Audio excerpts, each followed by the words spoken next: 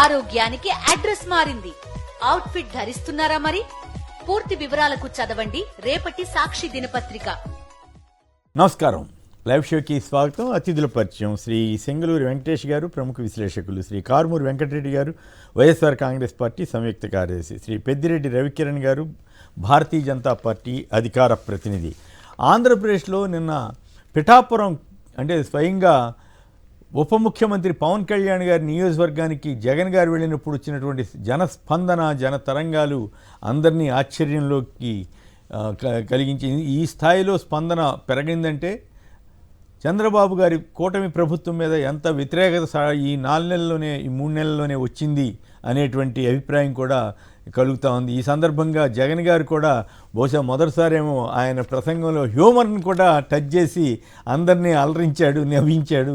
ఇదంతా mass ragging చేశారని social మీడియాలో చంద్రబాబుని, పవన్ కళ్యాణ్ని, బీజేపీకి ఆ మేనిఫెస్టోతో నేరుగా సంబంధం లేదు కాబట్టి వాళ్ళిద్దరినీ, అలాగే నిమ్మల రామనాయుడు వంటి వారిని మాస్ ర్యాగింగ్ చేశారని సోషల్ మీడియాలో చమత్కులు వెలిశాయి. ఇక తర్వాత జగన్ స్కూళ్ళు అభివృద్ధి చేస్తే, అలాగే ఆసుపత్రులు అభివృద్ధి చేస్తే, రైతు భరోసా కేంద్రాలు అభివృద్ధి చేస్తే, పోర్టులు, మెడికల్ కాలేజీలు తెస్తే, వాలంటీర్ల వ్యవస్థను తీసుకొస్తే, ఇలా అనేక సంస్కరణలు, వ్యవస్థలను తీసుకొస్తే అప్పుడు అదంతా విధ్వంసం, వినాశనం అని ప్రచారం చేసిన చంద్రబాబు, ఈనాడు, ఆంధ్రజ్యోతి వంటి ఎల్లో మీడియా ఇప్పుడు అవేవి చేయకుండా అభివృద్ధి చేసేసినట్టుగా ప్రచారం చేసుకునే పరిస్థితికి, అభివృద్ధి జరిగిపోతున్నట్లుగా పిక్చర్ ఇవ్వటం, వరదల్లో జనం నానా పాట్లు పడుతూ ఉంటే దాన్ని బ్రహ్మాండంగా జరిగిపోతుందన్నట్లు ప్రచారం చేయటం, ఇవన్నీ కూడా ఆ పరిస్థితి చాలా విచిత్రమైనటువంటి పరిస్థితిని ఈరోజు ఆంధ్రప్రదేశ్ ఎదుర్కొంటోంది. జగన్ గారు నిన్న పిఠాపురంలో పర్యటించడం నిర్లక్ష్యమే ముంచివేసిందంటూ ఏలేరుకు సంబంధించినటువంటి పూర్తి వివరాలతో సహా ఆయన మాట్లాడారు. ఇది ఏమాత్రం బాధ్యత లేని ప్రభుత్వం, మ్యాన్మేడ్ ఫ్లడ్ కాకపోతే ఇంకేమిటని కూడా ప్రశ్నించారు. ఆసక్తికరంగా పవన్ కళ్యాణ్ గారు జగనన్న కాలనీలో లేఅవుట్లకి నీరు వచ్చిందని చెప్పి ఆయన విమర్శలు చేశారని ఒక సమాచారం. అయితే విశేషం ఏంటంటే పవన్ కళ్యాణ్ గారు పిఠాపురం దగ్గరకు ఉన్న 2 స్థలాలు, ఇంటి స్థలం మునిగిపోయిందట.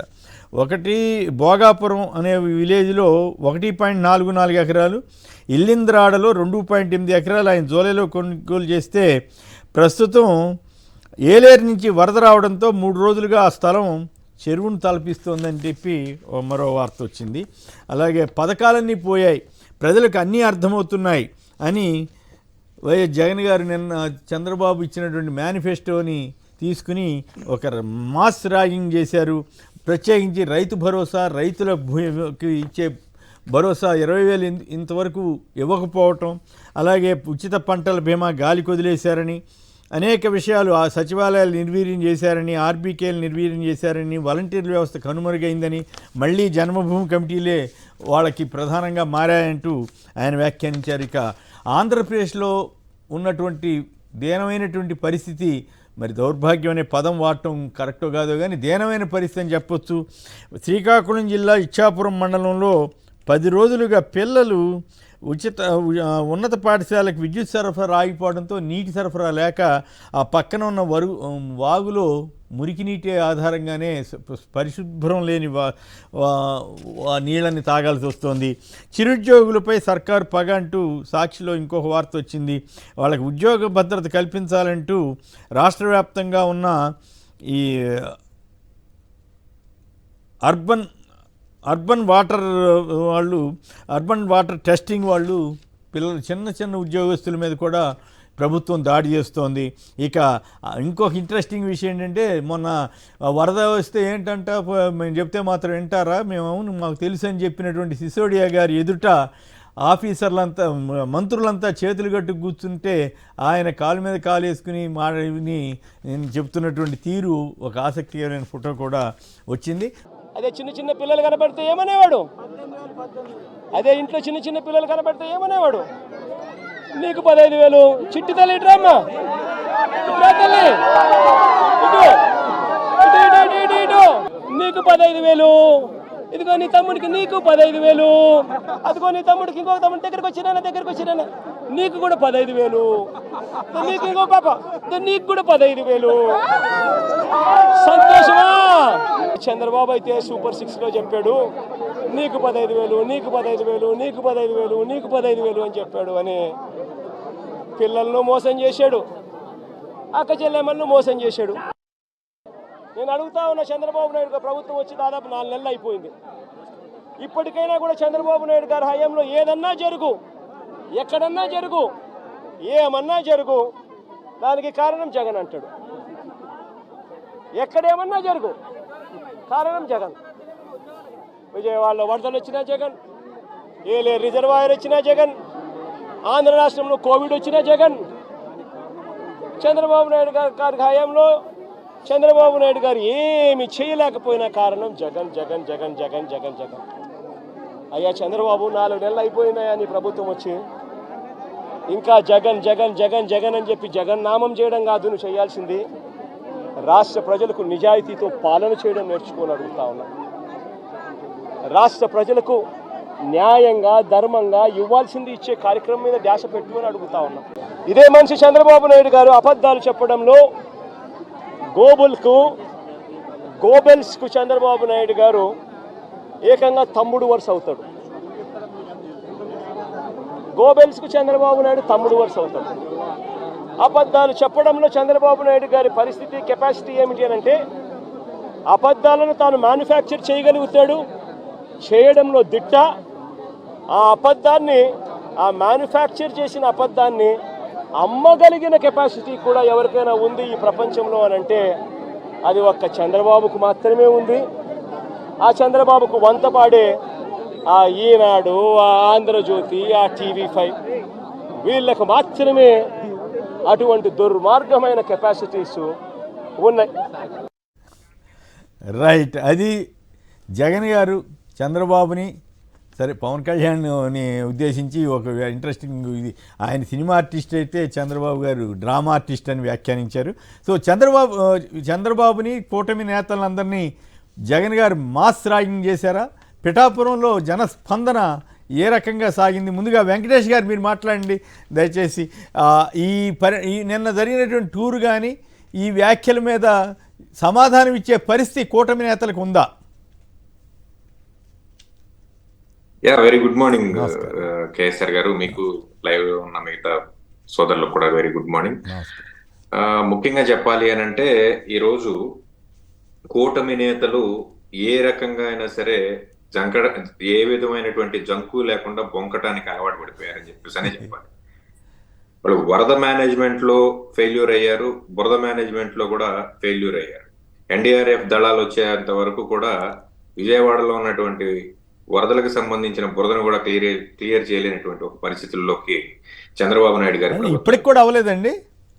ఇప్పటికి కూడా అవ్వలేదండి, ఇంకా జరుగుతూ ఉంది.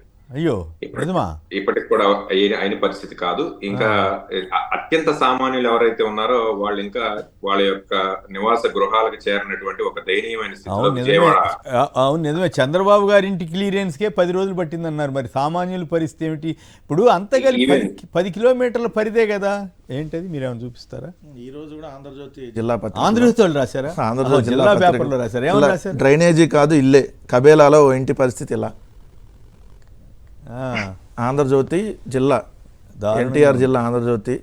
ఓకే, అది ఫోకస్ చేసి సార్ ఈ రోజు సార్ కకావికలం, దిక్కుచోచని స్థితిలో వరద బాధితులు, ఇంకా కొన్ని ప్రాంతాల్లో ఈ రోజు ఆంధ్రజ్యోతి జిల్లా పేపర్ అది చూపిస్తాను. ఈ రోజే కాదండి, ఇంకా వారం రోజులు ఇదే పరిస్థితి ఉంటది. ఇంకా వారం రోజులు వాళ్ళ యొక్క ఛానల్స్ లో కానివ్వండి, వాళ్ళ యొక్క పత్రికల్లో ఇదే న్యూస్ ప్రొజెక్ట్ చేసుకోవాల్సినటువంటి ఒక దుస్థితి ఈ రోజు చంద్రబాబు నాయుడు గారి ప్రభుత్వంలో ఆంధ్రప్రదేశ్ కి, అందులోనూ ముఖ్యంగా ఆర్థిక రాజధాని అని పిలువబడే బెజవాడ పట్టణానికి ఈ పరిస్థితి ఏర్పడడం కడు శోచనీయం. ఇక మరో విషయానికి వచ్చినట్లయితే, ఇప్పటికి కూడా బోట్లు తీయలేనటువంటి పరిస్థితిలో ఉన్నారు. ఏవైతే పైనుంచి కొట్టుకొచ్చిన 5 బోట్లు ఉన్నాయో వాటిని ఇప్పటికి కూడా కదిలించలేనటువంటి పరిస్థితి ఈ ప్రభుత్వానికి దాపురించినటువంటి ఒక పరిస్థితి. ఇది కాకుండా రాష్ట్ర వ్యాప్తంగా ఎక్కడైతే ఇప్పుడు పిఠాపురంలో వరదలు కానివ్వండి, రాయలసీమలో అతిసారం ప్రబలి కొంతమంది చనిపోతే దాని మీద సాక్షాత్తు సీఎం గారి నివేదిక అడిగినటువంటి ఒక పరిస్థితి. రాష్ట్రంలో ఒక ఒక వ్యవస్థ మీద కాన్సన్ట్రేట్ చేస్తే మరొక వ్యవస్థ మీద కాన్సన్ట్రేషన్ లేకుండా పోయినటువంటి ఈ దుస్థితికి కారణం ముఖ్యంగా మంత్రి మండలికి ఏదైతే ఉందో పూర్తి అధికారాలు ఇవ్వకుండా కేవలం ఒక షాడో ముఖ్యమంత్రి గారు గుప్పెట్లో పెట్టుకోవడం అనే మనం విశ్లేషించాల్సినటువంటి పరిస్థితి. సాక్షాత్తు పిఠాపురంలో పవన్ కళ్యాణ్ గారు కొనుక్కున్న స్థలాలకే నేటి ముప్పు వచ్చింది అని అంటే ఇక ప్రభుత్వం ఎటు పోతుంది, లేకపోతే ప్రభుత్వం తీసుకునేటువంటి ముందు జాగ్రత్త చర్యలు ఏ విధంగా ఉన్నాయి, ఇక పెద్ద పెద్ద వాళ్ళ విషయంలోనే ఇలా జరిగితే సామాన్యులు అతి దారిద్ర్యరేఖకు దిగువన ఉండేటువంటి పరిస్థితి ఉన్నటువంటి వ్యక్తుల యొక్క జీవితాలు అతలాకుతలం అయిపోయినటువంటి ఒక పరిస్థితుల్లో ఈరోజు ఆంధ్రప్రదేశ్ ఉన్నటువంటి ఒక సిచ్యువేషన్. ఇటువంటి సినారియోలో కూడా జగన్మోహన్ రెడ్డి గారు ఆయన తాడేపల్లి వీడి ప్రజల్లోకి వచ్చి నిలదీసినటువంటి విధానం ఏదైతే ఉందో నిన్న అది ప్రభుత్వానికి మింగుడు పడినటువంటి ఒక వ్యవహారం. ఎందుకంటే జగన్మోహన్ రెడ్డి గారు ఆయన వెళ్ళిన వ్యవహారం ఏంటో చూసుకుని మళ్ళీ వెంటనే వెనుదిరుగుతాడు, జగన్మోహన్ రెడ్డి గారు ఎక్కువగా ప్రజల్లో ఉండకపోవచ్చు అనేటువంటి ఒక భ్రమంలో ఉన్నటువంటి తెలుగుదేశం ప్రభుత్వానికి ముచ్చెమటలు పట్టించారనే చెప్పాలి. ముఖ్యంగా జగన్మోహన్ రెడ్డి గారు చేసినటువంటి మాస్ ర్యాగింగ్ ఏదైతే ఉందో ఆయన సమగ్రంగా విశ్లేషించారు. ఆయన ఉన్నప్పుడు పరిస్థితులు ఏంటి, ఆయన ఉన్నప్పుడు తీసుకున్నటువంటి చర్యలేంటి, సామాన్య ప్రజలకు ఇచ్చినటువంటి పథకాలేంటి, రివర్స్ టెండరింగ్ విధానాన్ని గురించి కింది స్థాయిలో ఉన్నటువంటి వ్యక్తులకు కూడా అర్థమయ్యేటట్లుగా ఆయన విశదీకరించినటువంటి ఒక విధానం. దానిని వెంటనే పిఠాపురంలో ఏ పార్టీ ఆ ఎమ్మెల్యే గారు రాలేదు, అక్కడ ఉన్నటువంటి డిప్యూటీ సీఎం గారు రాలేదు, తగుదునమ్మా అని చెప్పేసి అక్కడ ఉన్నటువంటి వర్మ గారు వచ్చేసి ఆయన ఏం చెప్తారంటే రివర్స్ టెండరింగ్ లో ఎవరో ఒక రెడ్డి గారిని పెట్టారు, ఆయన వచ్చి వీళ్ళందరినీ బెదిరించాడు కాబట్టి మిగతా వాళ్ళందరూ కూడా కాంట్రాక్టులు చేయలేదు అనేటువంటి ఒక చాలా జుగుప్సాకరమైనటువంటి విమర్శలు చేయడానికి ఆయన దిగిపోయాడు. సాక్షాత్తు రివర్స్ టెండరింగ్ అనే విధానాన్ని బేస్ చేసుకుని ఈ రాష్ట్రంలో కొన్ని వేల కోట్ల రూపాయలు ప్రజాధనం, దీనివల్ల జగన్మోహన్ రెడ్డి గారికి వచ్చేది ఏం లేదు, లేకపోతే వైఎస్ఆర్సీపీ పార్టీకి వచ్చేది ఏం లేదు. ఈ రాష్ట్ర ఖజానాకి కొన్ని వేల కోట్ల రూపాయలు సమకూరినటువంటి ఒక విధానం. దీన్ని రద్దు చేసాము, రివర్స్ టెండరింగ్ విధానాన్ని రద్దు చేసేసాము అని చెప్పేసి వాళ్ళ యొక్క అనుంగు కాంట్రాక్టర్లు ఎవరైతే ఉన్నారో వాళ్ళకు తీపి కబురు ఇచ్చినటువంటి ఒక విధానం మనం చూసాం. ఇది కాకుండా నాలుగు నెలలు అయిపోయింది. 4 నెలల్లో ఏవైతే సామాన్యమైనటువంటి పేద విద్యార్థులు ఉన్నారో, మొన్న నారా లోకేష్ గారు కూడా ఒక విజిట్ చేశారు. జగన్మోహన్ రెడ్డి గారు ఇచ్చినటువంటి టోఫెల్ విద్య ఎలా ఉంది, ఆయన ఇచ్చినటువంటి డిజిటల్ స్క్రీన్స్ ఎలా ఉన్నాయి, ఇంటర్నెట్ విధానం, కొత్త ఫర్నిచరు, కొత్తగా ఇచ్చినటువంటి బట్టలు, జగన్మోహన్ రెడ్డి గారు ఉన్నప్పుడే ఇచ్చినటువంటి పుస్తకాలు, వీటన్నిటిని చూసి ఆయన కూడా ఆశ్చర్యపోయినటువంటి విషయం. ఏ విధమైనటువంటి విమర్శలు చేయకుండా ఆయన నోరు మూసుకుని మళ్ళీ బయటకు వచ్చినటువంటి విధానం.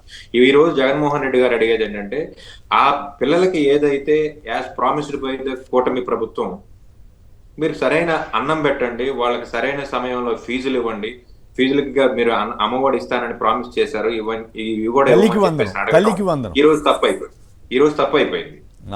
దానిని విమర్శిస్తూ వీళ్ళు కూటమి నేతలు ఎవరైతే ఉన్నారో, కూటమి నేతలు ఆయన ఒకటి అడిగితే వీళ్ళు ఇంకోటి చెప్పడానికి సిద్ధపడిపోయారు. జగన్మోహన్ రెడ్డి గారి వల్లే వరదలు వచ్చినాయి, జగన్మోహన్ రెడ్డి గారి వల్లే పిఠాపురంలో పవన్ కళ్యాణ్ గారి ఇల్లు మునిగిపోయింది, లేకపోతే జగన్మోహన్ రెడ్డి గారి వల్లే అతిసారం వచ్చిందనే పరిస్థితి కూడా దిగజారే పరిస్థితిలో వీటిని సబ్స్టిట్యూట్ చేస్తూ, వీటిని బైపాస్ చేస్తూ ఇప్పుడు ఇంకొక వైపు నుంచి లేళ్ల అప్పిరెడ్డి గారికి లీగల్ నోటీస్ ఇవ్వటం, దేవినేని అవినాష్ గారికి లీగల్ నోటీస్ ఇవ్వటం, ఇవన్నీ డైవర్షన్ పాలిటిక్స్ లో భాగంగా మీరు అటువైపుని విమర్శలు చేస్తే మేము ఇటువైపులు నోటీసులు ఇస్తాం అనే విధంగా వీళ్ళు ప్రభుత్వాన్ని నడుపుతున్న తీరు ఏదైతే ఉందో దీన్ని ఏ రకంగా మనం అభివర్ణించాలో కూడా అర్థం కానటువంటి ఒక సిచ్యువేషన్.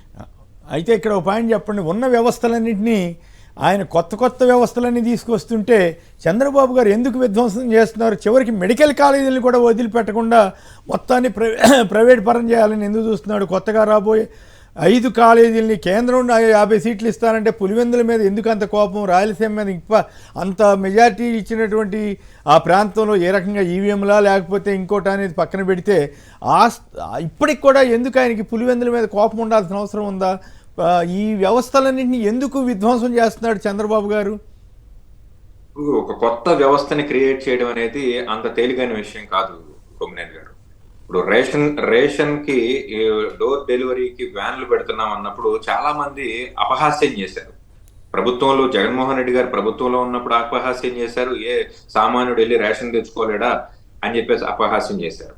తర్వాత ఈ ప్రభుత్వం వచ్చిన వెంటనే రేషన్ దుకాణాలకి సంబంధించి ఆ వ్యానుల వ్యవస్థలన్నిటి కూడా మేము రద్దు చేసి పారేస్తున్నాం అని చెప్పారు.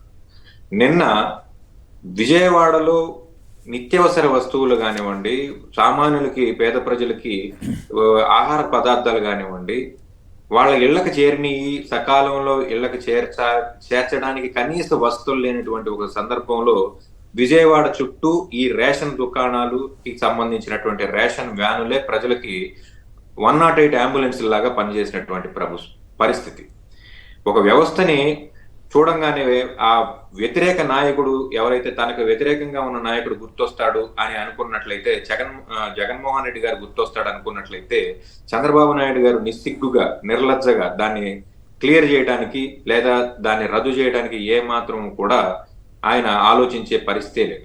అలాగే మెడికల్ కాలేజీలు చూడంగానే ఈ రాష్ట్రంలో మునుపెన్నడూ లేని విధంగా 17 మెడికల్ కాలేజీలు తీసుకురావడం అనేది సామాన్యమైన విషయం. ఈ మెడికల్ కాలేజీలు చూడంగానే ఎవరైనా కంప్లీట్ చేయనివ్వండి, జగన్మోహన్ రెడ్డి గారు కొన్ని కంప్లీట్ చేశారు, కొన్ని more than 75% కంప్లీట్ అయి ఉన్నాయి. వీటన్నిటిని చూడంగానే జగన్మోహన్ రెడ్డి గారు గుర్తొస్తాడు. కాబట్టి ఈ పులివెందులు కానివ్వండి, మరొకటి కానివ్వండి, ఈయన వ్యతిరేకం దాన్ని రద్దు చేసే పరిస్థితి, లేకపోతే దాన్ని లోపభూయిష్టంగా చేసేటువంటి పరిస్థితి, దాన్ని ఇంకా వెనక్కి తీసుకెళ్లేటువంటి పరిస్థితి, దేనికి కూడా ఆలోచించే పరిస్థితి కాదు. రైతు భరోసా కేంద్రాలనే రద్దు చేసి పడేస్తాం, గ్రామ సచివాలయ వ్యవస్థను తీసేస్తాం, వాలంటీర్ వ్యవస్థకి తిలోదగాలు ఇస్తామని చెప్పి ప్రభుత్వంలోకి రాకముందు ఒక మాట, ప్రభుత్వంలోకి వచ్చిన వెంటనే ఇటువంటి నిర్ణయాలు తీసుకున్నటువంటి ఈ ప్రభుత్వం గురించి మనం ఎక్కువగా చర్చించాల్సిన విషయం కూడా లేదు. జగన్మోహన్ రెడ్డి గారు వీళ్ళకి నిద్రపోతుంటే కల్లో కూడా గుర్తొస్తాడు. కాబట్టి ఆయన చేసిన రిఫార్మ్స్ ఏవి కూడా సామాన్యులకు అందుబాటులో ఉండకుండా దాని ప్లేస్ లో కొత్త వ్యవస్థను తీసుకురావాలి అనే ఒక నెపంతో, ఉదాహరణకి చెప్పాలంటే వాలంటీర్లు 50 కుటుంబాలకి జగన్మోహన్ రెడ్డి గారు ఒక వాలంటీర్ని పెట్టి ప్రతిదీ డోర్ డెలివరీ చేసినటువంటి ఒక పరిస్థితి. దీని విషయంలో ఇప్పుడు ఆ 50 మందిని తీసేసి మేము 100 మందికి ఒక వాలంటీర్ని తీసుకొస్తాం, 200 మందికి ఒక వాలంటీర్ని తీసుకొస్తాం అని చెప్పేసి వాలంటీర్ వ్యవస్థకి కొత్త భాష్యం చెప్పేటువంటి ఒక ప్రయత్నం జరుగుతుంది. 10,000 ఇస్తానని చెప్పేసి వాళ్ళకి ఈ రోజు వరకు 4 నెలల నుంచి వాళ్ళకి కనీసం జీతాలు ఇవ్వనటువంటి ఒక పరిస్థితిలో ఈ రోజు ప్రభుత్వం ఉంది. వీళ్ళకి వ్యవహారాల గురించి గొంతెత్తి అడిగే నాయకుడు లేడు. ఎందుకంటే ఈ రాష్ట్రంలో ప్రతిపక్షమే లేకుండా చేయాలి అనేది ఈ ప్రభుత్వం చేస్తున్నటువంటి ఒక రకమైనటువంటి కుట్ర. దీనిలో భాగంగానే మనం రాజ్యసభ సభ్యులను ఎత్తుకెళ్ళిపోవడం, లేకపోతే మరొకటి లోకల్లో ఉన్నటువంటి స్థానిక సంస్థల్లో ఉన్నటువంటి నాయకులను మైగ్రేట్ చేసుకోవడం, ప్రతిపక్షం లేకుండా చేయాలి అనేది ప్రభుత్వం యొక్క కుట్ర. కానీ వీళ్ళు అనుకున్నటువంటి వ్యవహారాలన్నీ కూడా సవ్యంగా సాగే పరిస్థితి కాదు. జగన్మోహన్ రెడ్డి గారు ప్రజల్లోకి వస్తే వీళ్ళు ఖచ్చితంగా ప్రతి విషయానికి కూడా సమాధానం చెప్పాల్సినటువంటి ఒక పరిస్థితి. ఇది మింగుడుపడని వ్యవహారంగా కూటమి ప్రభుత్వానికి మనం అభివర్ణించాలి. రైట్. నారాయణ గారు తిరుపతి నుంచి. నారాయణ గారు నమస్కారం, చెప్పండి. జగన్ గారు నిన్న కూటమి నేతల్ని, చంద్రబాబు గారిని, పవన్ కళ్యాణ్ గారిని బాగా మాస్ ర్యాగింగ్ చేశారా? నిజంగానే జగన్ గారు తీసుకొచ్చిన అనేక వ్యవస్థల్ని ఎందుకు చంద్రబాబు గారు విధ్వంసం చేస్తున్నారు? నమస్తే కేసీఆర్ గారు. నమస్కారం, మాట్లాడు. ఏం లేదు సార్, ఈ వరదలు వచ్చి ఖచ్చితంగా ముమ్మాటికి మానవ తప్పిదమే, ప్రభుత్వ తప్పిదమే, తెలుగుదేశం కూటమి యొక్క తప్పిదమే సార్. ఇది వాళ్ళ అధికారంలోకి వచ్చిందే వాళ్ళ రియల్ ఎస్టేట్ వ్యాపారం చేసుకోవడానికి, అమరావతిలో రియల్ ఎస్టేట్ వ్యాపారం చేసుకోవడానికి తప్ప ప్రజలకి మంచి చేయడానికి కాదు. నిన్న జగన్మోహన్ రెడ్డి గారు చెప్పింది 100% నిజమండి. ఇది ప్రజలు ఆలోచించాలి. ఇది ప్రతిపక్షం కంటే ప్రజలే ప్రతిపక్షంగా తయారవ్వాలి, ప్రజలు ప్రశ్నించాలి. ప్రజలు పూర్తిగా వ్యతిరేకత ఉందండి. చాలా మంది, నేను కూడా రోజు చాలా మందిని విచారిస్తూ ఉంటాను.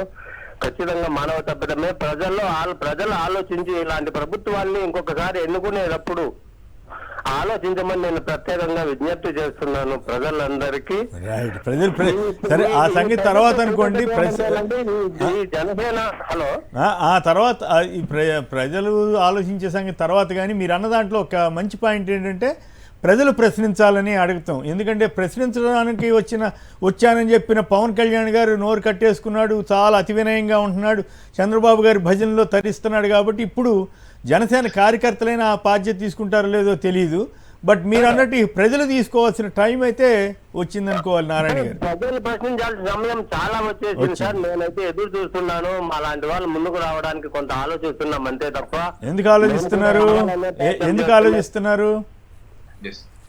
సార్? ఇప్పుడు ప్రభుత్వాలు ఏమైనాయంటే ఒక చిన్న మాట మాట్లాడినా కూడా మా లాంటి సామాన్యులు ఎత్తుకొని పోయి కేసులు లోపలేసేసి విపరీతమైన హరాస్మెంట్ చేస్తున్నారు. సో పోలీసు 3 నెలల్లోనే పోలీసు రాజ్యం ఎట్లుంటుందో చూపిస్తున్నారా? అలా చూపిస్తున్నారు. లేకపోతే ఏం సార్, మాకేమి లోపల పోవడానికి భయం లేదు, మాట్లాడడానికి భయం లేదు, లోపలికి వెళ్ళాల్సిన అవసరం లేదు. మన వ్యక్తిగత జీవితం కూడా ఇంపార్టెంటే కాబట్టి కొంతకాలం ఎవరికైనా సరే శిశుపాలుడు అంటారు కదా, అట్లా జగన్ గారు అట్లాగే కొంతకాలం ఇలాంటివి భరించవలసి ఉంటుంది. అయితే వాళ్ళు పద్ధతిగా చేస్తే తప్పేం కాదు, మంచిగా చేస్తే మంచిగా. ఇప్పుడు పెన్షన్లు ఇచ్చారు, ఓకే అంతవరకు కరెక్ట్గానే చేశారని అన్నాం కదా, అది సరిపోదండి, మొత్తం పొగుడుతూ ఉండాలంట. వాళ్ళు ఏ అబద్ధాలు చెప్పినా అటన్నిటికీ మీరు మనం భజన చేయాల్సిన అవసరం ఉంది. పార్టీలు చేసుకుంటారు, విమర్శలు చేసుకుంటారు, అది వేరే విషయం. రైట్. ఇక రవికిరణ్ గారు చెప్పండి, నేను పిఠాపురం, మీరు కూడా ఆ ప్రాంత వాస్తవ్యులే, పిఠాపురంలో జగన్ గారి టూర్ ఎట్లా ఉంది? జనం ఆ రకంగా రావటంలో ఏమిటి మీకేమనిపించింది? పవన్ కళ్యాణ్ గారు ఇల్లు మునిగిపోయిందని మీరేమైనా బాధపడుతున్నారా? మరి నిజంగానే మాస్ ర్యాగింగ్ చేశారా నిన్న జగన్ గారు? కాకపోతే బీజేపీ గురించి ఏమి ప్రస్తావించినట్లేరు, కానీ చంద్రబాబు గారి గురించే ఆయన ఎక్కువగా మాట్లాడినట్టు అనిపించింది. మీరేమంటారు? కేఎస్ఆర్ గారు, ముందుగా మీకు తోటి ప్యానలిస్టులకి, సాక్షి టీవీ వీక్షకుల శుభోదయం అండి.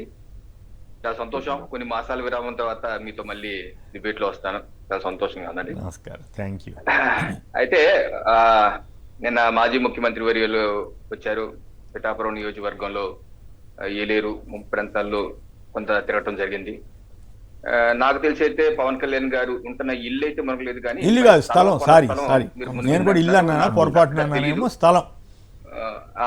స్థలం మునుగుండొచ్చేమో నాకు తెలియదు, ఎందుకంటే మునిగితే అందరితో పాటు మునుగుద్ది, ఇబ్బంది లేదు. అయితే నిన్న మాజీ ముఖ్యమంత్రి గారు ఒక మాట ఇందాక మీరు అంటుంది అన్న, పవన్ కళ్యాణ్ గారు ఒక సినీ ఆర్టిస్టు, చంద్రబాబు గారు ఒక డ్రామా ఆర్టిస్టు అంటూ జగన్మోహన్ రెడ్డి గారు అయితే ఆయన కొత్త కోణాన్ని ఆవిష్కరించారు.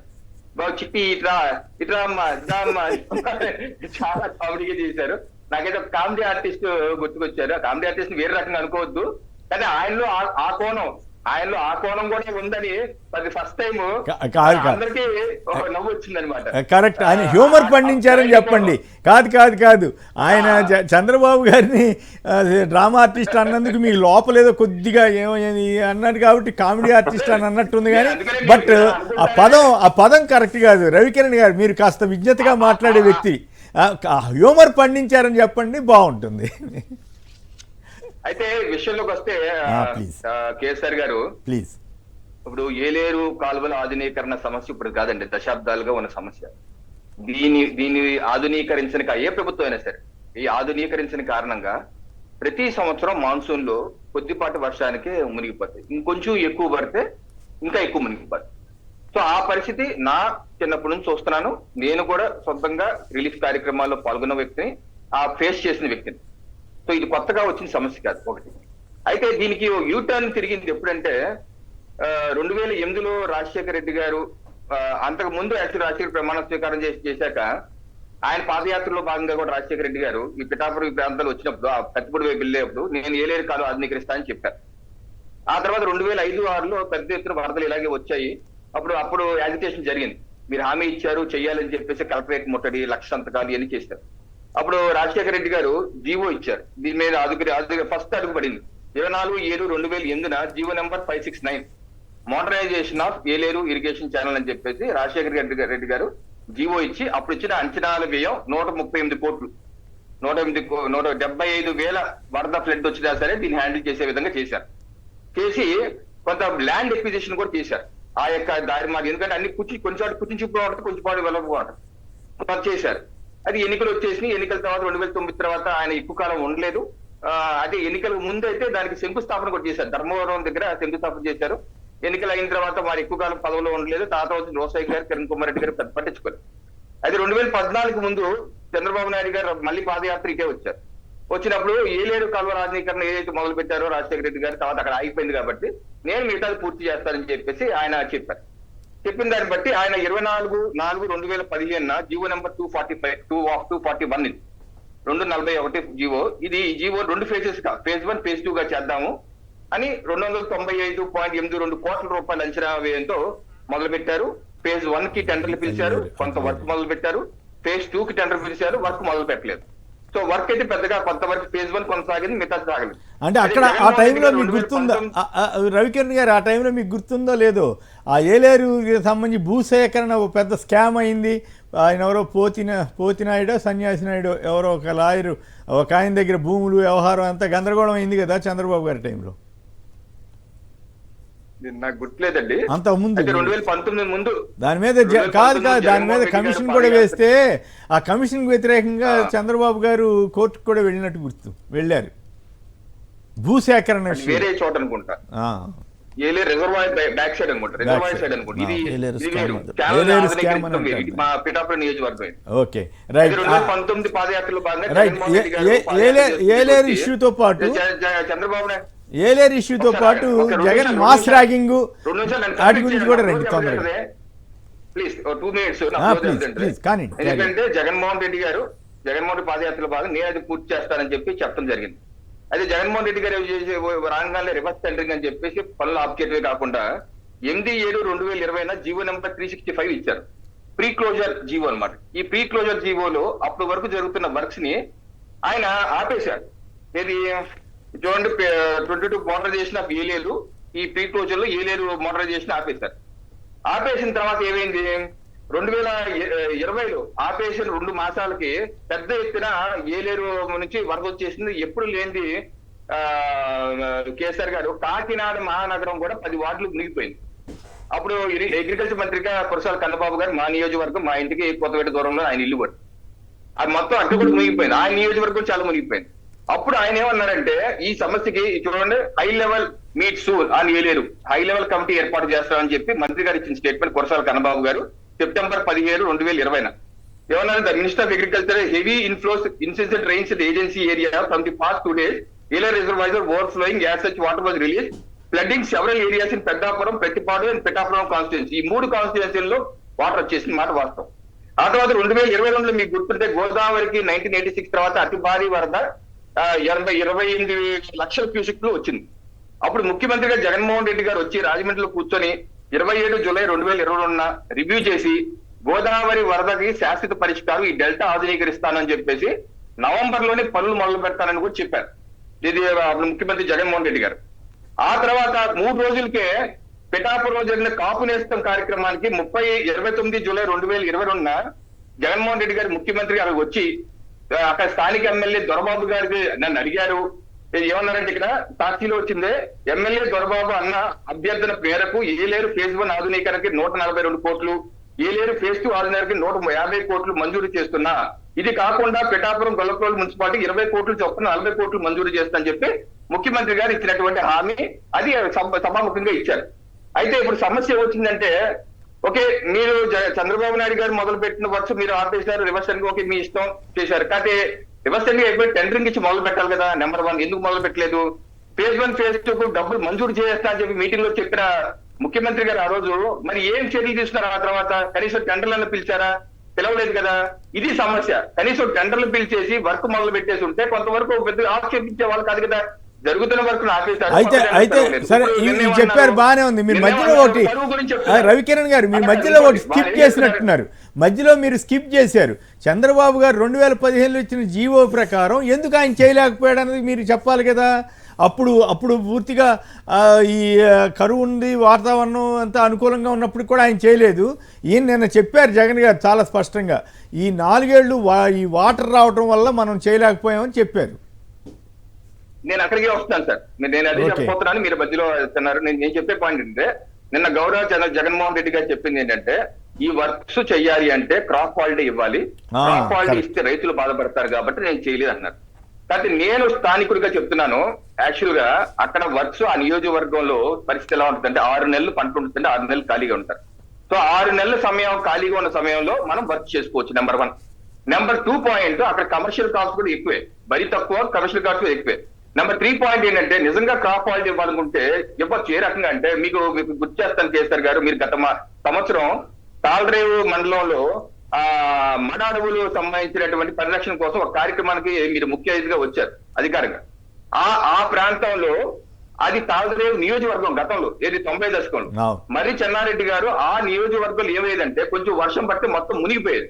సో మంత్రి చెన్నారెడ్డి గారు ఏం చేశారంటే మొత్తం డ్రైన్స్ ఆధుకరించి క్రాప్ హాలిడే కూడా ఇవ్వమంటే ఆ రోజు రైతులు సహకరించి క్రాప్ హాలిడే కూడా చేశారు. ఆ రోజు నుంచి ఈ రోజు వరకు ఎప్పుడు ఆ ముంపు జరగలేదు ఆ ప్రాంతంలో.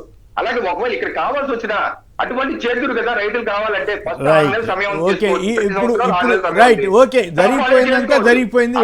టెండర్లే పిలవకుండా ఏమి చేయకుండా ఊరుకుంటే సమస్య. మరి ఈ రోజు ఏమైంది? గండ్లు పడిపోయి 35 గండ్లు పడి గండ్లని వీక్ గా ఉన్నాయి, కట్టలు వీక్ గా ఉన్నాయి, గండ్లు పడిపోయినాయి. సో నేనేంటంటే నేను ఈ సమస్య ఇప్పుడు వచ్చింది కాదు, ఇది దశాబ్దాలుగా ఉంది, ఏ ప్రభుత్వంలోనూ ఉంది. ఈ సమస్య పరిష్కారం చూడాలి. పరిష్కారం ఈ పాయింట్ తప్పలేదు, ఈ పాయింట్ తప్పలేదు. అయితే సరే ఓకే, అట్లా కాదు రవికిరణ్ గారు ఈ పాయింట్ తప్పలేదు.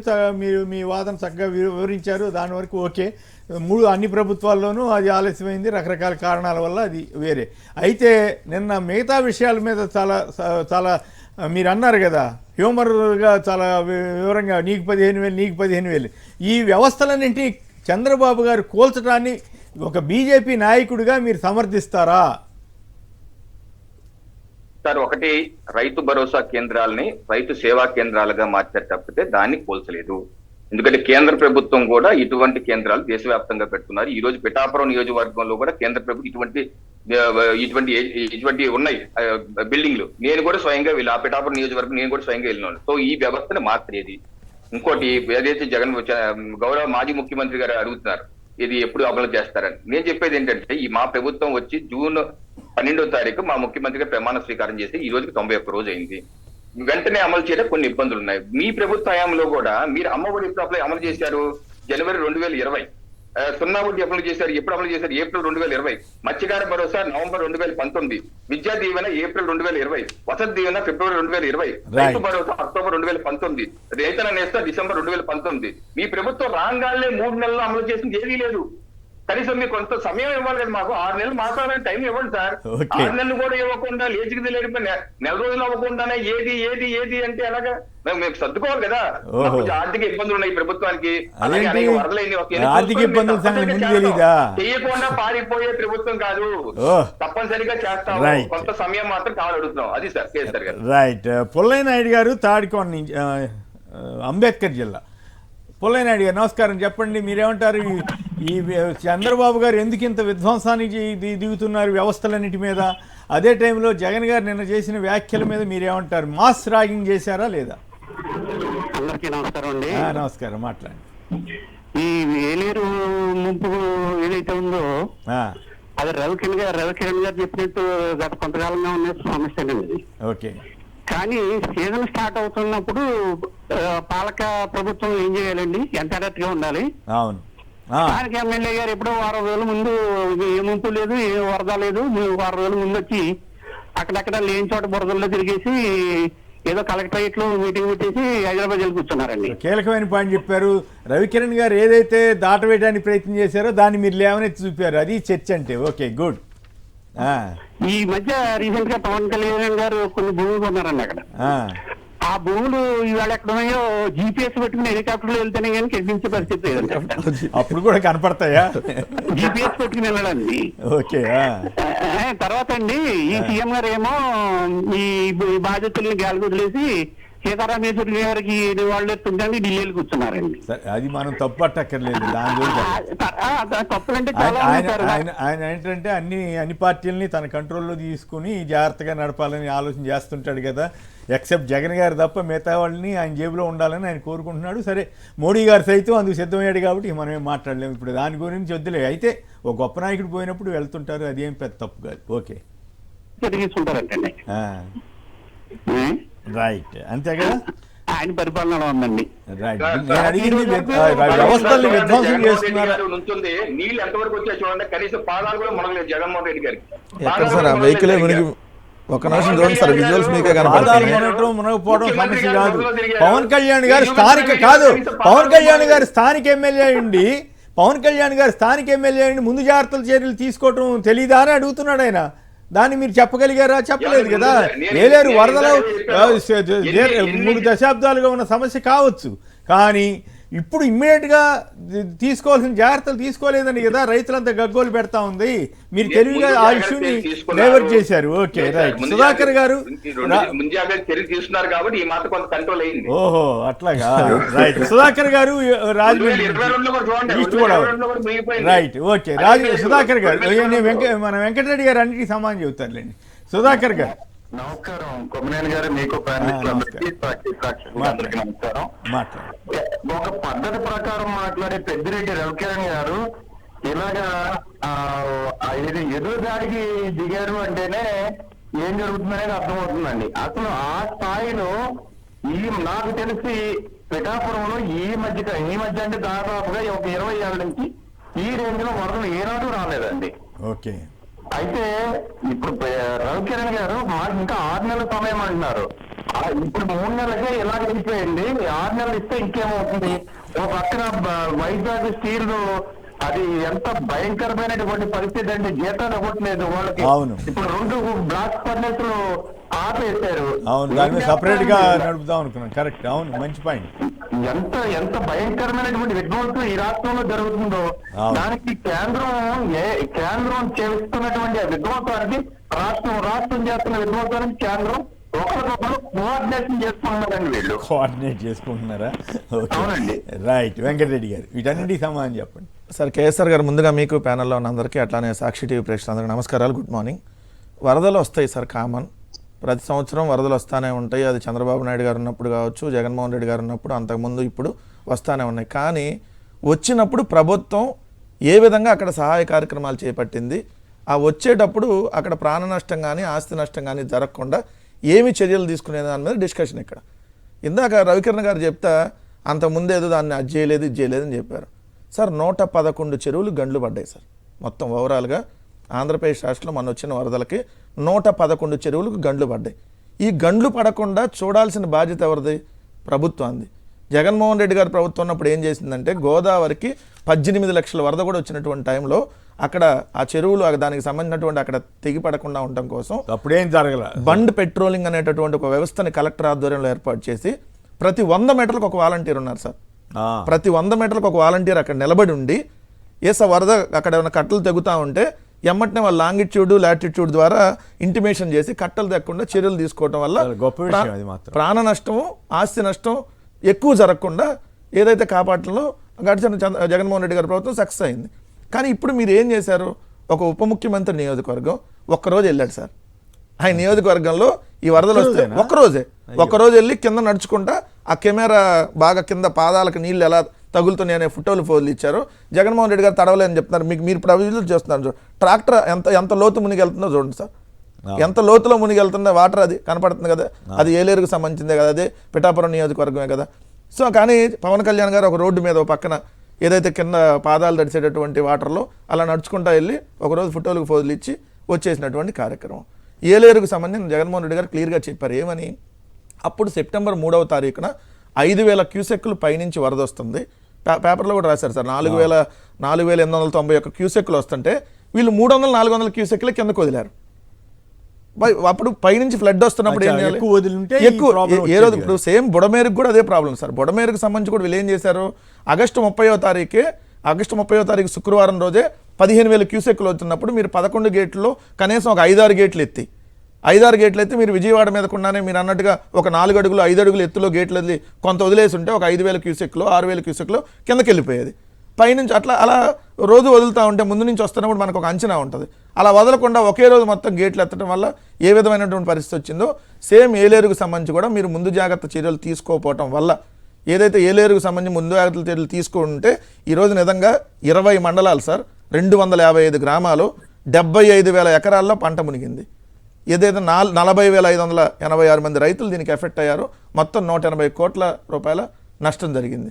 ఈ నష్టానికి మరి మాది బాధ్యత కాదని చెప్పి రవికిరణ్ గారు అంటే నిజంగా తెలివిగా అసలు ఇష్యూలో రవికిరణ్ గారిని ఎట్లా మాట్లాడతాను? ఎందుకంటే మామూలుగా అయితే చంద్రబాబు నాయుడు గారు అదే ఎట్లా డ్రామా ఆర్టిస్టో, పవన్ కళ్యాణ్ ఎట్లా పెయిడ్ సినిమా ఆర్టిస్టో, బీజేపీకి సంబంధించి చాలా మంది వీళ్ళిద్దరికి భజన చేయట్లేదు ఆర్టిస్టులు. బట్ రవికిరణ్ గారు ఇలా భజన చేస్తారు నేను అనుకోవాలి ఫస్ట్ టైం.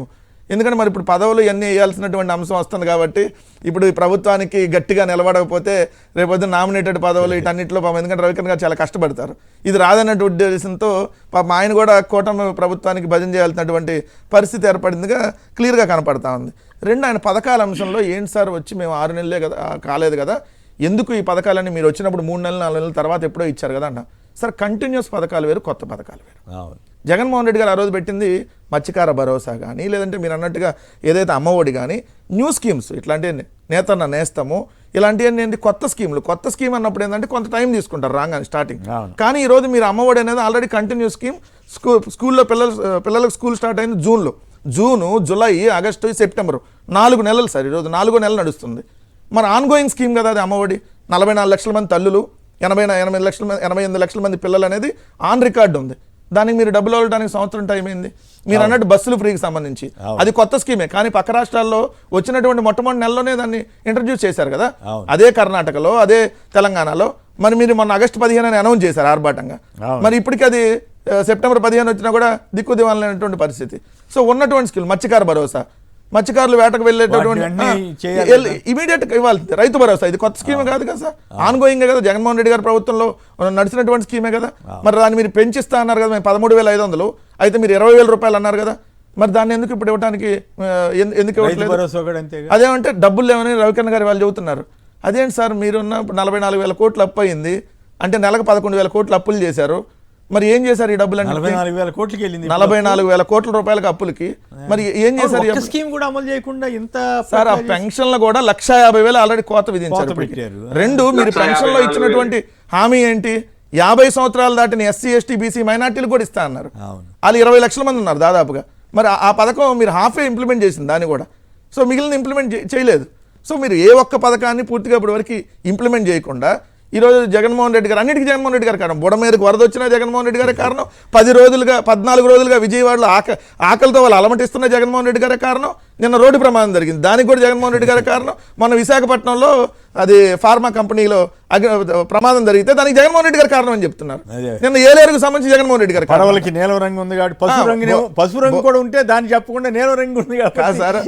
5 బోట్లు కొట్టుకొని వస్తే 3 బోట్ల గురించి చెప్తున్నారు, 4వ బోట్లు దాంట్లో చెప్పారు దీనికి బీజేపీ నాయకుడితో అసోసియేట్ అయి ఉంటాడని చెప్పారు. దాంట్లోనే రాశారు ఎఫ్ఐఆర్ కాపీలో. మరి కానీ జగన్మోహన్ రెడ్డి గారి కారణం ఇది బీజేపీ నాయకుడితో ఆ బోట్ అతను అటాచ్ అయి ఉన్న కారణం జగన్మోహన్ రెడ్డి గారి కారణం అంట. అంటే ఈ రాష్ట్రంలో ఈ దేశంలో ఏం జరిగినా అంటే మీరు ఒక్క స్కీమ్ కూడా ఇంప్లిమెంట్. నిన్న చంద్రబాబు నాయుడు గారు మొన్న ఆ కొల్లేరు దగ్గరికి వెళ్ళి చెప్తున్నాడు, సార్ నేను మీకు చాలా చేద్దాం అనుకుంటున్నా, 10,000 రూపాయలు ఇప్పుడు ఇచ్చేద్దాం అనుకుంటున్నా, కానీ జగన్మోహన్ రెడ్డి గారి కారణం డబ్బులు లేవు నా దగ్గర. మరి అప్పుడు 14 లక్షలు అప్పు అని చెప్పి ఇప్పుడు కూడా జగన్ చేశాడు, అసలు డబ్బులు ఏం లేవు ఖజానాలు, అందుకని చెప్పి నేను ఇవ్వలేకపోతున్నా. దానికి కారణం జగన్మోహన్ రెడ్డి గారు. అంతే కాదు సార్, ఇప్పుడు మేము మెడికల్ కాలేజీలు తీసుకొని వచ్చి ఈరోజు మేము ఉన్నప్పుడు ఆల్రెడీ 5 మెడికల్ కాలేజీలు అడ్మిషన్లు జరిగి 17 మెడికల్ కాలేజీల నిర్మాణాలు జరిగితే మెడికల్ కాలేజీలకు సంబంధించి వాళ్ళు ఇచ్చినటువంటి స్టేట్మెంట్ సార్ ఎంత దారుణం అంటే, నేను మొన్న పులివెందులు వెళ్ళాను సార్, ఈ నెల రోజులు కూడా కాలేదు. పులివెందుల్లో మెడికల్ కాలేజ్ ఎంత అద్భుతంగా నిర్మాణం పూర్తయితే సార్, వాళ్ళు ఈ కాలేజీకి సంబంధించి పూర్తి లేదు. ఇది చూడండి సార్, అవును ఎంత బ్రహ్మాండంగా దీనికి సంబంధించింది. అయితే ఇట్లాంటి మెడికల్ కాలేజీలో ఇంకా అడ్మిషన్లకి అనుమతి ఇస్తే ఏది MCA admit medical council of India అనుమతి ఇచ్చినా కూడా రాష్ట్ర ప్రభుత్వం మేము ఇక్కడ మేము అక్కర్లేదు, ఎందుకంటే మేము అన్ని ప్రైవేట్ పరం చేసుకుంటున్నాం. అక్కడ బీటెక్ రవికి ఒక కాలేజీ, లేదంటే ఇక్కడ ఇంకో దేవినేని ఉమాకు ఒక కాలేజు, అట్లా ఎక్కడొక చోట కాలేజీలు అప్పచెప్పేస్తే అయిపోయింది కదా. తెలుగుదేశంలో ఇప్పుడు ఎవరికైతే మన సీట్లు ఇవ్వలేని వాళ్ళకో ఓడిపోయిన వాళ్ళకో ఒక్కొక్కరికి మెడికల్ కాలేజ్ ప్రైవేట్ పరం చేసేద్దాం అని చెప్పి ఈరోజు కొన్ని వేల మంది విద్యార్థుల సంవత్సరం వాళ్ళు కొన్ని వేల మంది విద్యార్థులకి ఈరోజు వాళ్ళ భవిష్యత్తుకు సంబంధించినటువంటి నిర్ణయం మీద ఈ రాష్ట్ర ప్రభుత్వం దెబ్బతీసినటువంటి పరిస్థితి. ఇంకొకటి నేను పవన్ కళ్యాణ్ గారిని కూడా క్వశ్చన్ అడుగుతుంది సార్, ఎందుకంటే కౌలు రైతులకు సంబంధించి ఆ రోజు మేము కూడా కౌలు రైతులు చనిపోయినా కూడా ఆత్మహత్య చేసుకున్నా వాళ్ళకి పరిహారం అందిస్తే ఆయన ఎవరో కొంతమంది దగ్గరికి వెళ్ళి ఒక 100 మందికి ఎంత ₹1,00,000 చొప్పున 10 లక్షలు ఇచ్చి వచ్చాడు సార్ అధికారంలో ఉన్నప్పుడు. మరి ఈరోజు ప్రతిపక్షంలో ఉన్నప్పుడు సార్ మేము అధికారంలో ఉన్నప్పుడు ఆయన చేసిన కార్యక్రమం. ఈరోజు మీరు అధికారంలో ఉన్నప్పుడు మరి మీ దగ్గర 40,586 మంది రైతులు ఈరోజు మాకు రైతు భరోసా అడుగుతున్నారు. వాళ్ళు ఏది మిమ్మల్ని సొంత డబ్బులు అడగట్లా, ప్రభుత్వానికి సంబంధించి ఇవ్వాల్సినే అడుగుతున్నారు. మరి ఇది ఎప్పుడు ఇస్తారనేది ఈరోజు పవన్ కళ్యాణ్ గారు నిన్న మరి సోషల్ మీడియాలో ఎక్కడ చూసాను, కరెక్టో కాదు నాకు తెలియదు, 11 మంది రైతులు ఆత్మహత్యలు చేసుకున్నారు సార్. జరుగుతానే ఉన్నాయి సార్, రైతుల ఆత్మహత్యలు జరుగుతూ ఉన్నాయి. వీళ్ళు కొంతమంది మీద బలవంతంగా ఒత్తిడి తెచ్చి బలవన్మరణాలు జరుగుతూ ఉన్నాయి, వీళ్ళ బెదిరింపులతో లేదంటే వీళ్ళ దౌర్జన్యాలతో. అసలు హింసాకాండ ఎట్లా ఉందంటే సార్, ఎవరన్నా వైఎస్ఆర్సీపీ అని అంటే దాడి చేసేయండి అంతే. అసలు చెబుతున్నారు జనసేన వాళ్ళు ఒకవేళ తెలుగుదేశాన్ని ప్రశ్నించిన కూటమిని వాళ్ళ మీద కూడా దాడులు చేస్తారు. బందర్లో కాళ్ళు పట్టించారంటగా, బందర్లో కాళ్ళు పట్టించారు జనసేన కార్యకర్త. రెడ్ బుక్ లో జనసేన రెడ్ బుక్ లో కొత్తగా ఇప్పుడు జనసేన పేర్లు కూడా యాడ్ అవుతాయి. ఎందుకంటే వాళ్ళు ఫ్లెక్స్లో ఒకవేళ పెద్ద వాళ్ళు మరీ అంతగా సరెండర్ అయిపోయేసరికి ఇక్కడ లోకం అయిపోయారేమో. పవన్ కళ్యాణ్ సరెండర్ అయిపోయాడు కదా, ఈ ప్రభుత్వం మీద మీరు ఎవరో విమర్శలు చేయొద్దని ఆయన క్లియర్ గా చెప్పినటువంటి పరిస్థితి. నిన్న జగన్మోహన్ రెడ్డి గారు వెళ్తుంటే ఎక్కడికి వెళ్ళి మీరు చూసారు జన నీరాజనం. ఇది చూస్తుంటే బాహుబలి సినిమాలో బల్లాల దేవుడు అంటే ఒక నరరూప రాక్షసుడు అయినటువంటి ఆ బల్లాల దేవుడు పరిపాలిస్తూ ఉంటే బాహుబలి అంటరంగానే ప్రజల రియాక్షన్ ఎలా ఉంటుందో, సో జగన్మోహన్ రెడ్డి గారిని కలవాలని ఆ రియాక్షన్ ఈరోజు జగన్మోహన్ రెడ్డి గారిని చూడగానే ఒక బాహుబలిగా, చంద్రబాబు నాయుడు ఒక బల్లాల దేవుడు అనేటువంటి నరరూప రాక్షసుడిగా ప్రజానికానికి క్లియర్గా ఈరోజు అర్థం అవుతుంది. అందుకనే అటువంటి రియాక్షన్ ఈరోజు వాస్తవమే కదా సార్. ఇప్పుడు నేను ఎంత దారుణం అంటే ఇందాక సెంగులూరు వెంకటేష్ అన్న మాట్లాడేటప్పుడు ఒక ఫోటో చూపించి అది ఇంకా పూర్తిగా సార్ 14 రోజు సార్ ఇవాళ 14 రోజులు అయితే ఇది సార్ ఆంధ్రజ్యోతి ఒకసారి చూపించండి అన్న జూమ్ లో సార్. ఆంధ్రజ్యోతి ఎన్టీఆర్ ఎడిషన్ జిల్లా ఎన్టీఆర్ శనివారం 14 సెప్టెంబర్ 2024 ఈరోజు ఉదయం పేపర్ సార్. ఈరోజు పేపరు సార్ కకావికలం అంటే మెయిన్ పేజీలోనూ అంత బ్రహ్మాండం అని రాస్తున్నారు, జనం తిడతారని. ఈ ఫోటో చూడండి సార్ ఒకసారి. కకావికలం డ్రైనేజ్ కాదు, ఇది ఇల్లు. అవును, డ్రైనేజ్ కాదు. 14 రోజు సార్, 14 రోజు ఇక్కడ చూడండి సార్. ఆకలి పోరాటం, ఆంధ్రజ్యోతి రాసింది ఆకలి పోరాటం. అవును, అంటే 14 రోజు అయినా అన్నం ప్యాకెట్ల కోసం ఈరోజు విజయవాడ ప్రజానికి ఎదురు చూస్తుందంటే దాదాపుగా 250 కోట్లు ఎంతో వరదల్లో వీళ్ళకి ఫండ్స్ వచ్చినాయి. వాళ్ళు 1 కోటి రూపాయలు, వీళ్ళు 2 కోట్లు, లేదా వాళ్ళు 50 లక్షలు, అట్లా. వీళ్ళు ఇప్పటి వరకు ఎక్కడ ఖర్చు పెట్టారండి ఆ డబ్బులు? 250 కోట్ల పైన ఈరోజు ఏదైతే వరదకు సంబంధించినటువంటి సహాయ నిధికి వస్తే, ఈరోజు అన్నమో రామచంద్ర అని అన్నం వెహికల్ కనపడితే అక్కడికి వెళ్ళి గుంపులుగా కనీసం అన్నం ప్యాకెట్లో ఉండని అని వాళ్ళు దయనీయమైన స్థితిలో అడుగుతుంటే ఆంధ్రప్రదేశ్ నడిబొడ్డు విజయవాడ లాంటి నగరం ఈరోజు ఆ పరిస్థితిలో 14 రోజులుగా ఉంది సార్. ఒక్కరోజు ఉంటే అదేదో వరద వచ్చిన రోజు అనుకోవచ్చు, 14 రోజులుగా ఉంటే మరి అద్భుతంగా ఎక్కడ పరిపాలించినట్టు రవికిరణ్ గారు మీరు? ఇదే అద్భుతమైనటువంటి పరిపాలన ఈ రోజు నుంచి ఆయన అద్భుతమైన పరిపాలన. 6 నెలలు కదా ఇంకా సార్, 14 రోజులకు కూడా అన్నం ప్యాకెట్లు ఇవ్వలేని దిక్కుమాల స్థితిలో, దయనీయ స్థితిలో ఉండి ఇప్పటికీ మరి కేంద్ర ప్రభుత్వం నుంచి ₹1 సాయం కూడా నాకు తెలిసి అయితే రాలా. మరి ఏమన్నా వస్తే చెప్పాలి, 14 రోజులు అయింది. సో ఇటువంటి పరిస్థితుల్లో ఉంటే ఇంకా మేము ఈ చంద్రబాబు నాయుడు గారికి ఇంకా మీరు భజన చేస్తానంటే అది మీ అట్లా కాదు, భజన అని కాదు. రవికిరణ్ గారు లాంటి వాళ్ళు కొంచెం పద్ధతిగానే మాట్లాడతారు కానీ, బట్ ఇక్కడ పాయింట్ ఏంటంటే కూటమి ప్రభుత్వంలో ఉన్నప్పుడు వాళ్ళు సపోర్ట్ చేయక తప్పదు కదా. మరి ఆ బాధ ఆయనకి ఉంది లోపల. రవికిరణ్ గారు లాంటి వాళ్ళకి మనసులో ఉంటుంది, ఇదేం కర్మరా బాబు, ఇట్లాంటి తప్పుడు వ్యవహారాలు చేసే వాళ్ళకి మద్దతు ఇవ్వాల్సి వస్తుందని. కానీ తప్పదు, వాళ్ళు ఏం చేస్తారు. ప్రసాద్ గారు గుంటూరు నుంచి. ప్రసాద్ గారు నమస్కారం, మాట్లాడండి. Good morning sir. పెద్దల గారికి నమస్కారం సార్. నమస్కారం. రవికిరణ్ గారు చాలా బాగా మాట్లాడతారు సార్. వాస్తవంగా నేను వారి డిబేట్ లో ఉన్నప్పుడు చాలా హ్యాపీగా ఫీల్ అవుతుంటాను. అన్ని ప్రూఫ్స్ తో, అన్ని జీవోలతో అన్ని చూపిస్తున్నారు. వాళ్ళు వాళ్ళ గవర్నమెంట్ డిఫెండ్ చేయించుకోవడానికి అన్ని జీవోలతో చూపిస్తున్నారు. బాగానే ఉంది. అయితే కొన్ని మిస్ చేస్తూ జాగ్రత్తగా, అట్లా కాదు ఆయన చాకచక్యమైనటువంటి వాదన చేయగలడు కాబట్టి చంద్రబాబు టైంలో జరిగిన వాటిని మిస్ చేస్తూ జాగ్రత్తగా కవర్ చేయడానికి ప్రయత్నం చేస్తారు. తప్పులేదు, ఆయన పార్టీ ప్రకారం చేస్తారు. ఓకే, వారు ఎలా భగవంతుడి దయ వల్ల కనివిని ఎరుగని రీతిలో దాదాపుగా 7-8 సీట్లు సార్కు ఆంధ్రప్రదేశ్ లో ఇచ్చారు. ఇప్పుడైనా ఆ క్రాప్ హాల్డ్ ఏదో వాళ్ళ ఆధ్వర్యంలోనే ప్రకటించి ఏలేరు క్లియర్ చేయొచ్చు కదా సార్. నాకు అర్థం కాల. వాళ్ళకి భగవంతుడి దయ వల్ల, ఈవీఎంల దయ వల్ల 7-8 సీట్లను వచ్చినాయి కదా, జాగ్రత్తగా. నేనైతే క్లారిటీకి వచ్చేసాను మిత్రమా. ఖచ్చితంగా ఈవీఎంల దయ వల్లే ఈ ప్రభుత్వం వచ్చింది. లేకుంటే ఒంగోలులో వాటర్ స్లిప్లు, తర్వాత ఈవీఎం పోల్చమంటే ఎందుకు పోల్చలేదు, విజయనగరంలో ఎందుకు పోల్చలేదు, ఎందుకు లెక్కలేదు ఇంతవరకు. సరే, దురదృష్టవశాత్తు గౌరవ న్యాయస్థానం కూడా జడ్జిమెంట్ ఇవ్వలేదు. ఇవన్నీ చూసిన తర్వాత ఖచ్చితంగా ఏదో సంథింగ్ హ్యాపెండ్ అనేటువంటి ఏర్పడి నేను ఖచ్చితంగా ఇది ఈవీఎంల ఎఫెక్టే ఎక్కువ ఉందనేది నాకు కూడా అభిప్రాయం. కంప్లీట్ చేయండి ప్రసాద్ గారు. రవికిరణ్ గారు దయచేసి గుర్తుంచుకోవాల్సింది ఏంటంటే సార్, ప్రతి ఒక్క ప్రోగ్రాము ఈగా పోయిన గవర్నమెంట్ లో పెట్టింది అన్ని కొత్తవి. అవును, అవన్నీ ఇంప్లిమెంట్ చేయడానికి 2 నెలలు 3 నెలలు 6 నెలలు పట్టొచ్చు. కంటిన్యూషన్ ప్రాసెస్ లో ఉన్నది అలాగే చేసుకుంటా వెళ్ళిపోవడానికి పెద్ద ఇబ్బంది ఏముంటుంది. నీకు 15,000 నిన్న జగన్ గారు మాస్ ర్యాగింగ్ చేశారు కదా, అది చేయడానికి ఏముంది, చేసేసి ఉండొచ్చు కదా. సార్ పెద్దలు అన్ని బాగా మాట్లాడారు కానీ ఒక మాజీ ముఖ్యమంత్రిని కామెడీ ఆర్టిస్ట్ నేను ఖండించాను కదా, హ్యూమర్ పండించారని చెప్పాలి కానీ సరే, ఆయన కొంచెం ఆ మాట జారకుండా ఉంటే బాగుండేది. ఆయన జనరల్ గా పద్ధతిగా మాట్లాడే వ్యక్తే కానీ ఆ మాట అనకుండా ఉంటే బాగుండేది. సార్ గుర్తుపెట్టుకోవాల్సింది ఏంటి అంటే, కామెడీ ఆర్టిస్ట్ లో కొన్ని సినిమాల్ని హీరోల కంటే ఎక్కువ ఎలివేట్ చేసి ఇచ్చేసిన రోజులు ఉన్నాయి సార్. అంతేనా? Correct, right. నేను అది కూడా చెప్పాను. ఓకే, కుమార్ గారు ఏలూరు నుంచి. కుమార్ గారు నమస్కారం, మాట్లాడండి. నమస్కారం సార్. స్టూడియోలో ఎందుకు చంద్రబాబు గారు ఇట్లా విధ్వంసం చేస్తున్నారు? నిన్న జగన్ గారికి ఆ రకరమైనటువంటి విపరీతమైన జన సందోహాలు తిరిగి వచ్చి ఆయన్ని కలిసి వారి బాధలు చెప్పుకున్న తీరు మీద మీకేమనిపించింది? సార్, ప్రస్తుతానికి సిచ్యువేషన్స్ అన్ని చూస్తా ఉంటే ఏపీకి ముఖ్యమంత్రి ఎవరా అని చెప్పి సామాన్య ప్రజలు మాకే డౌట్ వస్తా ఉంది సార్. ఎందుకంటే వరదల సమయంలో ఒక రాష్ట్ర ముఖ్యమంత్రి వచ్చినప్పుడు ఆయన కుట్లైన్లో వెళ్ళడం, ట్రాక్టర్లో వెళ్ళడం, బోట్లో వెళ్ళడం చూస్తా ఉంటే జనాలు ఎవరు కూడా దగ్గరికి వచ్చిన పరిస్థితి లేదండి. కానీ ఒక ప్రతిపక్ష నాయకుడు మాట్లాడు ఒక మాజీ సీఎం దగ్గరికి వచ్చేసిన వెంటనే ఎంతమంది ప్రజలు ఆయన దగ్గరికి వచ్చి నిలబడుతున్నారంటే అసలు నిజంగా సీఎం జగన్మోహన్ రెడ్డి గారా లేకపోతే చంద్రబాబు నాయుడు గారా? ఇది ప్రధానంగా ఎవరికి అర్థం కావట్లేదు పరిస్థితులు. అంటే జనం కూడా నమ్ముతున్నట్టున్నారు, ఇది ఈవీఎంల వల్ల వచ్చింది మన ఓట్ల వల్ల కాదని నమ్ముతున్నట్టున్నారు.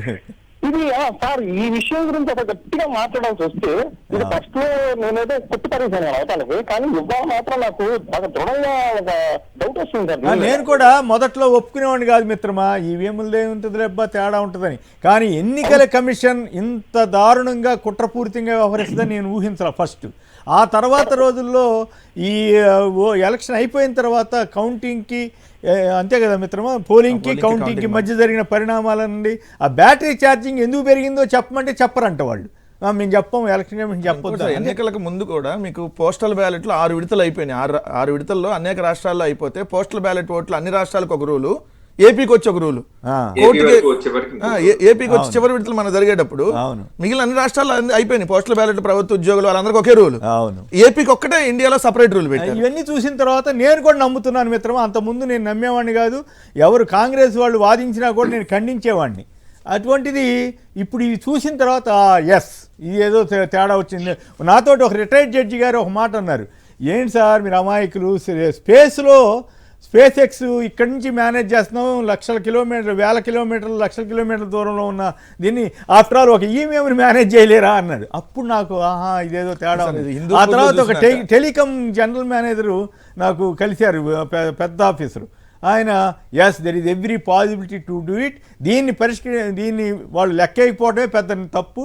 2 ఏది వీవీప్యాట్ స్లిప్లు, ఈవీఎంలు 2, మీరు వెబ్ కాస్టింగ్ ఉంటుంది కదా, ఆ వెబ్ కాస్టింగ్లో మొత్తం ఎంతమంది వచ్చేది తెలుస్తుంది, అది పోల్చి ఈవీఎంలు లెక్కేసినా కూడా తెలుస్తుంది. సార్ ఇప్పుడు కూటమి అభ్యర్థి అరకు ఎంపీగా పోటీ చేసిన బీజేపీ అభ్యర్థి చెప్పారు, పోలింగ్ రోజు పోలైనటువంటి ఓట్లకి కౌంటింగ్ ఓట్లకి అరకు పార్లమెంట్ లో కూడా డిఫరెన్స్ వచ్చింది అని చెప్పి వాళ్ళ అభ్యర్థి చెప్పారు. ఇంకోటి దేశవ్యాప్తంగా ఇప్పుడు ఎట్లయితే బాలినేని గారు వేసినట్టుగా ఇద్దరు బీజేపీకి సంబంధించినటువంటి కంటెస్టెడ్ క్యాండిడేట్లు వేశారు, వాళ్ళు కూడా బీజేపీకి సంబంధించినటువంటి ఎంపీ అభ్యర్థులు కూడా వేశారు. దీని మీద మాకు అనుమానాలు. రైట్, వెంకటేష్ గారు ఫైనల్గా చెప్పండి, రవికిరణ్ గారి వాదన, వెంకటరెడ్డి గారి వాదన విన్నారు, మీరేమంటారు? సార్, రవికిరణ్ గారు కూటమి ప్రభుత్వ బాధ్యతను పూర్తిగా భుజాన వేసుకుని జగన్మోహన్ రెడ్డి గారికి వ్యతిరేకంగా మాట్లాడడానికి వచ్చినట్లు నాకైతే అనిపించింది. అట్లా కాదండి, పార్టీ తరఫున మాట్లాడాలి కదా ఏదోటి. తప్పేం లేదండి, ఎందుకంటే ఇప్పుడు కేంద్ర ప్రభుత్వంలో ఉన్నప్పుడు కొంత బాధ్యతాయుతంగా మాట్లాడాల్సినటువంటి వ్యవహారం ఉంటుంది. ఎందుకంటే ఎన్డీఆర్ఎఫ్ నుంచి మనకి ఈ రాష్ట్ర ప్రభుత్వానికి ఎంతో కొంత మేలు జరిగినటువంటి మాట వాస్తవం. దానికి సంబంధించిన గణాంకాలు చెప్తారు. వెంకటేష్ ఒక్క మాట మధ్యలో డిస్టర్బ్, అసలు ఆర్మీయే వేస్ట్ ఇక్కడ, నేనే అని చెప్పి ఆర్మీని కూడా అవమానించాడు. సోషల్ మీడియాలో వచ్చింది. కరెక్ట్ అండి, కరెక్ట్.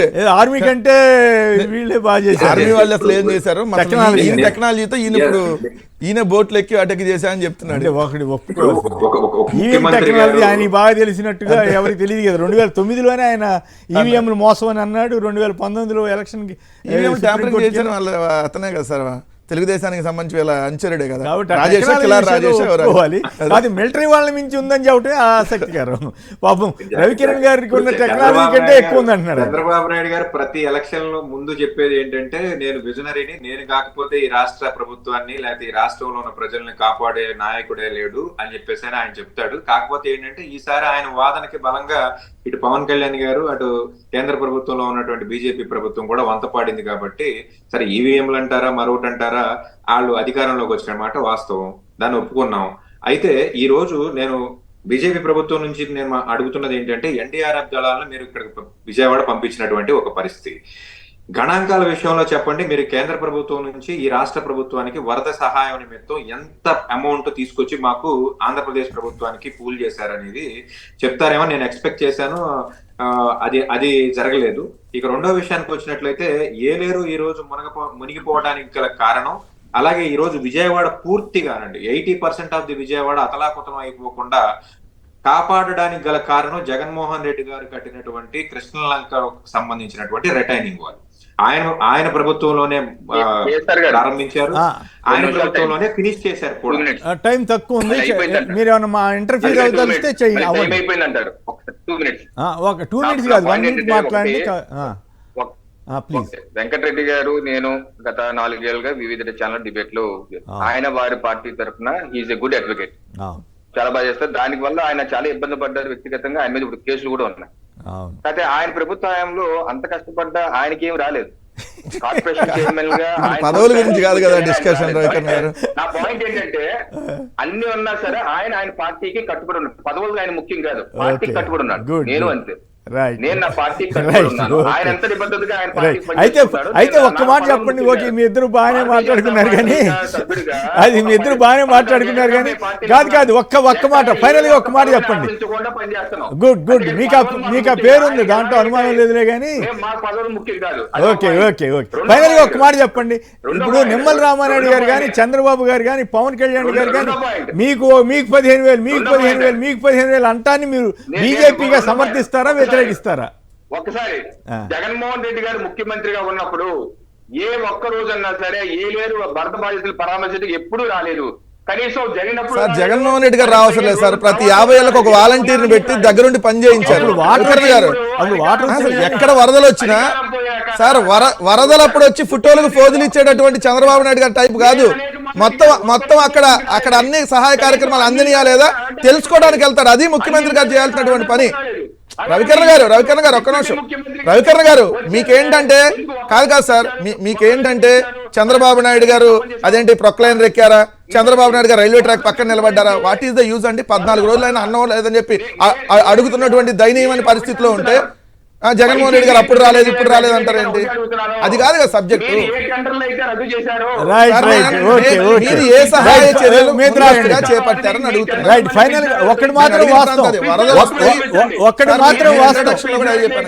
వరదలు కామన్ గా వస్తానే ఉంటాయి. వరదలు వచ్చినప్పుడు ప్రభుత్వం ఏ విధమైనటువంటి చర్యలు తీసుకుంది, వరదలలో ఎఫెక్ట్ అవ్వకుండా కాపాడగలిగింది, ఎంత ఆస్తి నష్టం కాపాడగలిగింది అనేది పాయింట్ కదా. రవికిరణ్ గారు మీరు ఆగండి. ఒకటి మాత్రం వాస్తవం, జగన్ గారి టైంలో ఆఫీసర్స్ అందరినీ ముందుగా అలర్ట్ చేసి వాలంటీర్ల సిస్టమ్ను ఉపయోగించి గ్రామ సచివాలయాన్ని వాడుకుని పర్ఫెక్ట్గా స్కీమింగ్ చేసి వాళ్ళకి చేయాల్సిన సహాయ చర్యలను చేశారు. అలాంటిది ఒక్క చర్యనే చేశారా విజయవాడలో కానీ ఏలేరులో కానీ? పైగా స్పెషల్ చీఫ్ సెక్రటరీ ఓపెన్ గా చెప్పాడు. పని జరగాలి సార్, పని జరగటం ముఖ్యంగా నాయకుడు వచ్చాడా లేదా కాదు కదా. పని చేయాలి. వెంకటేష్ గారు కంప్లీట్ చేయండి. వెంకటేష్ గారు ఎక్కడున్నా పని ఓకే. రవికిరణ్ గారు అక్కడే ఉన్నాను.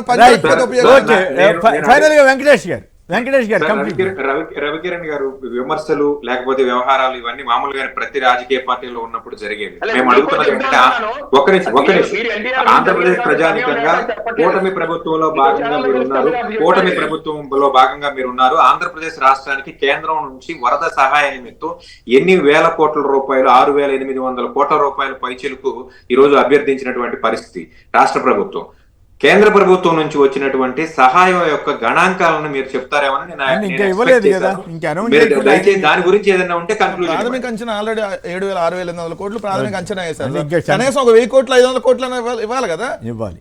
ఇప్పుడు ఆయన వచ్చినటువంటి ఏదైతే నిధులు ఉన్నాయి కదా, ఇప్పుడు ఎవరైతే డోనర్స్ సహాయం చేశారో అయ్యేం చేశారు ఇప్పుడు వరకు, దాని మీద లెక్క తేల్చండి సార్ మీరు. కూటమి ప్రభుత్వం దాదాపు 250 కోట్ల పైన వచ్చినాయి, ఇప్పుడు 60 కోట్లు 70 కోట్లు ఖర్చు పెట్టామని చెబుతున్నారు. ఏదేమైనా జగన్ గారు అయితే మాస్ ర్యాగింగ్ చేశారు, దానికి జవాబు చెప్పలేని పరిస్థితి కూటమి నేతల్లో ఉన్నమాట వాస్తవం. నీకు 15,000 నీకు 15,000 నీకు 15,000 అన్న దానికి ఎప్పటికైనా మొత్తం సరే రవికిరణ్ గారు చెప్పినట్టు 6 నెలలకైనా సరే నీకు 15,000 రవికిరణ్ గారు కూడా ఇవ్వాలి, నీకు 15,000 నీకు 15,000 అని చెప్పి సరే చూద్దాం. ఏదేమైనా జగన్ గారికి జన సందోహాలు పెద్ద ఎత్తున తరంగాల మాదిరిగా రావటం అనేది ఖచ్చితంగా ఆంధ్రప్రదేశ్లో ప్రజల్లో ఎలాంటి భావం ఉందనేది అర్థమవుతుంది. వెంకటేష్ గారు, వెంకటరెడ్డి గారు, రవికిరణ్ గారు అందరూ కూడా ధన్యవాదాలు. ఇది నేటి చర్చా కార్యక్రమం. నమస్కారం.